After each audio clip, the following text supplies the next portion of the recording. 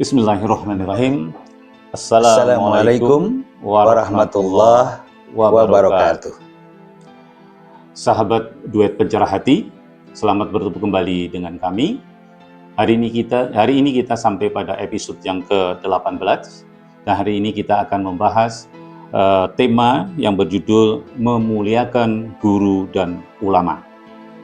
Telah hadir bersama saya narasumber kita, Ustadz Dr. Andes Haji Didin Khairuddin.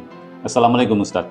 Waalaikumsalam warahmatullahi wabarakatuh. Alhamdulillah, semoga pertemuan ini menjadikan amal jariah dan pencerahan bagi kita semuanya. Amin, amin, amin. Ustadz, mengapa kita sebagai umat Islam diajarkan untuk memuliakan guru dan ulama? Memuliakan guru dan ulama itu dikarenakan ulama adalah al-ulama warasatul anbiya. Ulama itu pewaris para nabi. Ya. Mereka bukan hanya pengajar, tapi penerus cahaya risalah. Rasulullah SAW bersabda, sesungguhnya para ulama adalah pewaris para nabi. Para nabi tidak mewariskan dinar dan dirham, tetapi mewariskan ilmu. Maka siapa yang memuliakan ulama, ia memuliakan warisan kenabian. Baik. Dalam Al-Quran sendiri, adakah dalil tentang keutamaan orang-orang yang berilmu? Sangat banyak sebenarnya Mas Haji Prapto. Salah satu di antaranya surat Al-Mujadilah. Allah akan mengangkat orang-orang yang beriman di antara kamu dan orang-orang yang diberi ilmu pengetahuan beberapa derajat. Ya. Orang yang punya ilmu dan mengajarkannya dengan ikhlas, mereka dimuliakan oleh Allah. Maka muridnya pun harus ikut memuliakannya. Kata ulama salaf, siapa yang tidak memuliakan gurunya, ilmunya tidak akan menetap di hatinya. Lantas bagaimana adab murid atau penuntut ilmu terhadap guru? Kemudian agar mendapatkan keberkahan ilmunya. Di dalam Islam ini adab memegang peranan yang sangat penting, bahkan lebih dahulu daripada ilmu. Di antaranya yang pertama, menghormati guru dengan hati dan sikap, bukan hanya formalitas. Yang kedua, tidak memotong pembicaraan daripada ucapan guru. Yang ketiga, berusaha hadir tepat waktu dalam majelis ilmu. Dan yang keempat, mendoakan guru di dalam kebaikan dan mendoakan dalam keselamatan. Bahkan Imam Syafi'i berkata, aku membuka lembar kitab di hadapan guruku dengan sangat pelan agar tidak mengganggu beliau dengan suara kertas. Lihatlah bagaimana akhlak ulama terdahulu terhadap guru-guru mereka. Jadi adab itu sangat dikedepankan. Sangat dikedepankan, betul Mas Haji. Baik.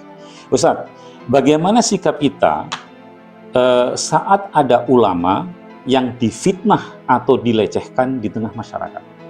Nah, dalam hal ini kita harus hati-hati. Memfitnah atau mencela ulama bukan hanya dosa besar, tetapi juga membahayakan iman. Imam Ahmad berkata, daging para ulama itu beracun. Siapa yang memakannya, siapa yang menggunjingnya, maka hatinya akan mati.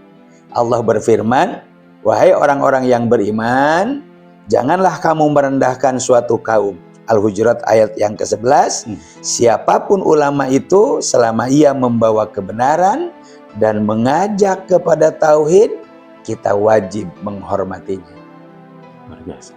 Kemudian apa pesan yang terakhir pada segmen ini untuk kita semua agar kita tidak hanya menghormati, tapi juga meneladani para guru dan ulama?